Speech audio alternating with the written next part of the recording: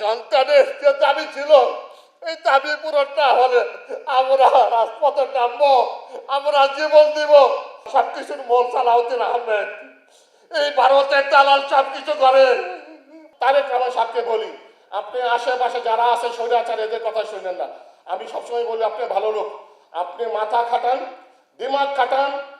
যে পরিবর্তনের জন্য ছেলেরা জীবন দিছে, মেয়েরা জীবন দিছে, এটাকে বাস্তবায়ন করেন। আর কোনো বিকল্প নাই।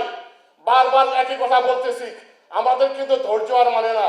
আমি যখনই আমার মেয়ের কথা স্মরণ হয় আমি অনেক কান্নাকাটি করি, যখনই পাগলের মতো কান্নাকাটি করি, রাত নাই দিন নাই। কালকেও বলছি, তারপর আমার দিয়ে যা বাবা, আমি তোর কাছে যাবো, আমি থাকতে চাই না, আমি এরকম কাটাকাটি করি। আমার মতো অনেক মায়েরা আছে, অনেক বাবা আছে, তাদের মুখে কেমন কষ্ট, তাদের আমার বুঝে না। আমার মায়ের পদে তাদের আমার মেয়েকে দিয়ে দাও, আমরা পারবো, আমার মেয়ের দরকার। তুমি তো তা দাও না, তোমার মেয়ে নিয়ে তুমি সিনেমা দেখতে চাও, করতে যাও, আমাদের কষ্ট, অনেক কষ্ট। আমাদের সন্তানের যে দাবি ছিল এই দাবি পূরণ না হলে আমরা রাজপথে নামবো, আমরা জীবন দিব। তবু আমরা সরকারকে মাফ করবো না যদি আমাদের দাবি পূরণ না করা হয়।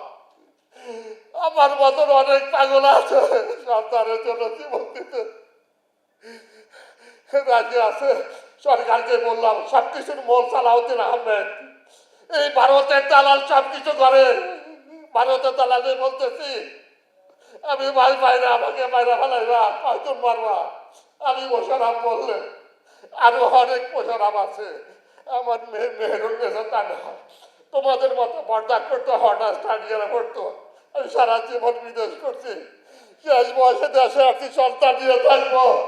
আমার সন্তানটা তোমাদের জন্য জীবন দিচ্ছে, তোমরা কি করলা আমাদের জন্য? এই মাসের 1 তারিখে আমার একটা ছেলে চিন্তা হয়ে গেছিল তাদের মধ্যে ঘুরতে যাওয়া, সেটাও এক কাহিনী। আমাদের কাঠপুর থানায় গেছি বলে নারায়ণগঞ্জ যান, নারায়ণগঞ্জ থানায় গেছি বলে কাঠপুর থানায় যান। 2 থানায় ঘোরাঘুরি করতে করতে একদিন এক রাত পরে 5 লক্ষ টাকা দাবি করছে। গরিব বইলা, অসহায় বইলা, হাতে বাই ধইরা আমার ছেলেটা বলছে আমার বাবা গরিব মানুষ, কিচ্ছু নাই, আমাকে মারা ফেলা, 5 দেওয়ার মতো সমর্থন আমাদের নাই। 50,000 টাকায় আসছে, 50,000 টাকা দিয়া আমি বলছি বাবা রে 50,000 টাকা দিলে আমার ছেলেটাকে মারিস না। তা জানি কিডন্যাপাররা কি করে, টাকাও নেয়, টাকা নেওয়ার পরে আর মানুষ ফিরাই দেয় না, মানুষ মাইরা ফালাই দেয়, তাই না? আবার দর্শনকারীরা কি করে, ছোট ছোট মেয়েদের দর্শন করার পরে তাদেরকে হত্যা করার জ্ঞানী তো করে দিব।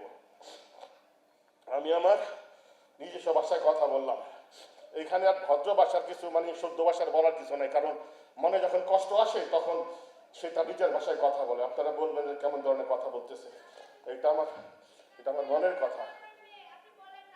তো আমাদের দেশের পরিবর্তন কি হলো? সালাউদ্দিন আহমেদ সাহেব বলে কয় একটু দর্শনটা একটু বাড়ছে।